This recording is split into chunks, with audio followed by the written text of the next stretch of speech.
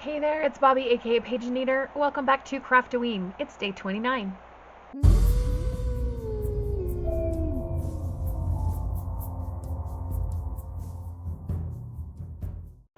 Alright, let's see who we get in our advent calendar today. A bat. Very cute bat. If you didn't see day 28, I have renumbered the remaining prompts just because it will make it a lot easier to get one. I kept rolling like 10, 15 times to try to get a number that I hadn't rolled before. So anyway, here's roll number 1. 3. And that is Nightmare Before Christmas. And roll number 2.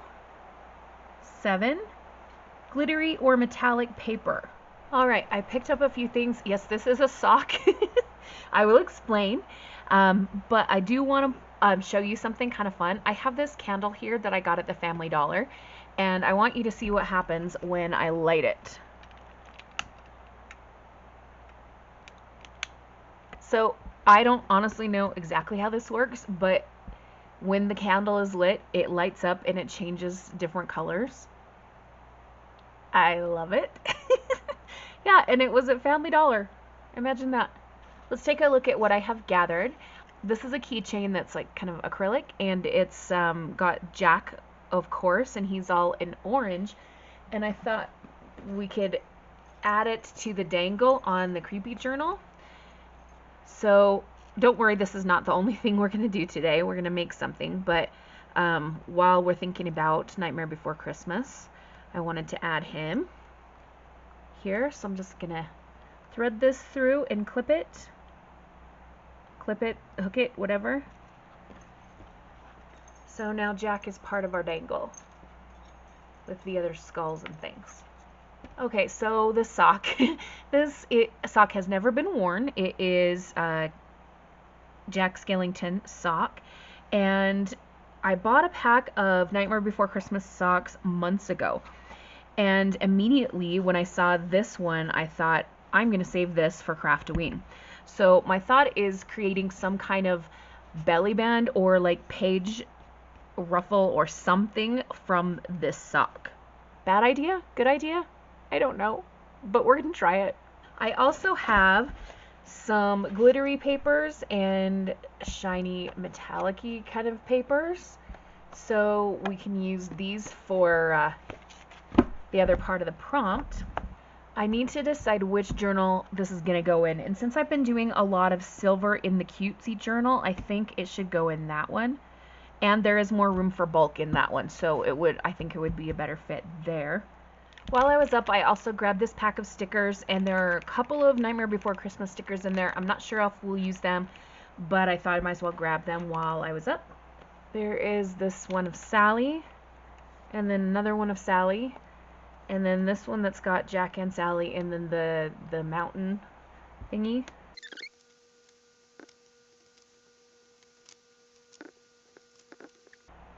What I'm thinking is that I might end up making a couple of things today. This can be turned into a belly band, and then maybe we'll use the metallic glittery paper to make the thing that slides under the belly band. I don't want to glue down just the fabric of the sock because it's knit and it stretches, and that's not going to be good stability. So we'll need to get something to back this on, and of course we also need to cut it. I'm a little bit nervous about this, but the only way to find out if we can make it work is to try. So we're just going to jump right in.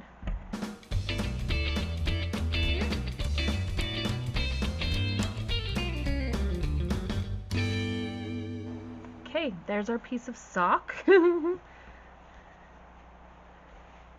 may need to cut just a little bit more off the bottom, but we'll wait for first.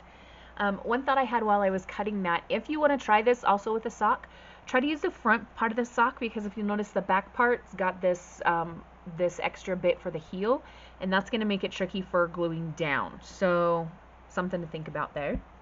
Let's just take a piece of cardstock and we'll cut it to what we feel like is the right size, and then we'll back the sock onto the cardstock.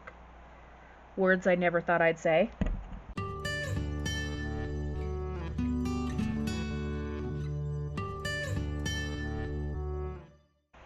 Oh, I'm standing here My heart's so full I can't explain, seeking faith and speaking words I never thought I'd say. There can be miracles when you believe. Though hope is frail, it's hard to kill. Okay, our belly band is in and glued down. We can now focus on something underneath. I don't know that we want to go too crazy with stuff because when you put something through a belly band, it just peeks out through on the edges. Doesn't that paper look gorgeous? Ooh. And this actually might be a good choice because it's wide on the back, so that gives writing space. So I think actually let's start with cutting this piece down to the right size and then we'll go from there. I think I want to do some black texture paste on this card. Not maybe on the whole thing, but some to give it some design. We're going to use this circular part on just kind of the bottom corner. I've only used this black texture paste one other time, and it has been in Craftoween, and I absolutely love it. It's just beautiful. Goes on smooth, and it looks so nice when it's dry.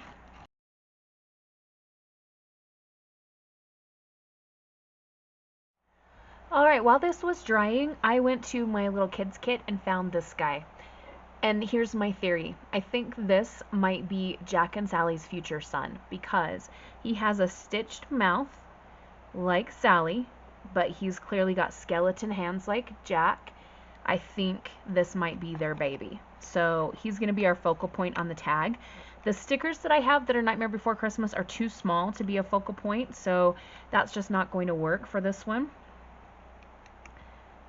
We're going to go around with the black soot, being super careful on the face part.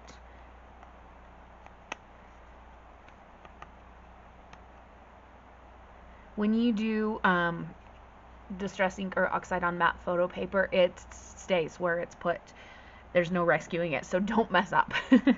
So he's going to be our focal point, and I think we should have a little sentiment that says the pumpkin prince because it's Jack and Sally's son, right?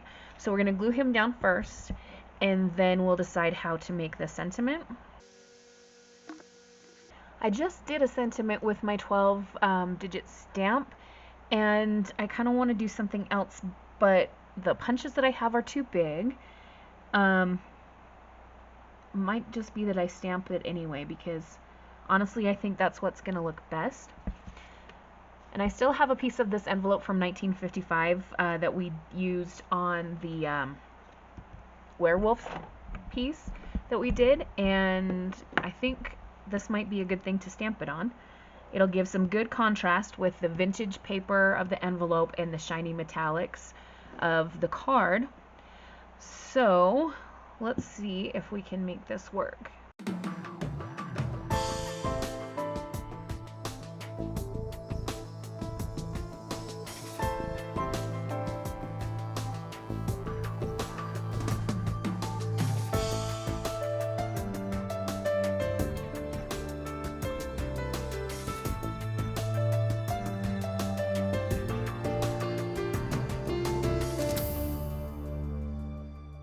Alright, let's see how it does when we put it behind the belly band. Actually, I should go from this side.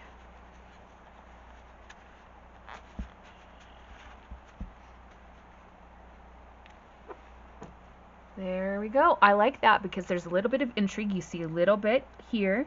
You see a bit of the texture paste, and you see the from the sentiment, but you don't know exactly what's there, so you have to take out the card to look. And then there's writing space on the back. Yay! I like it. Okay, that's going to be it for day 29. Oh my gosh, we're almost out of days, you guys. Oh, I'm having so much fun with this, but to be honest, I will be glad when it's done. It's hard to do daily videos.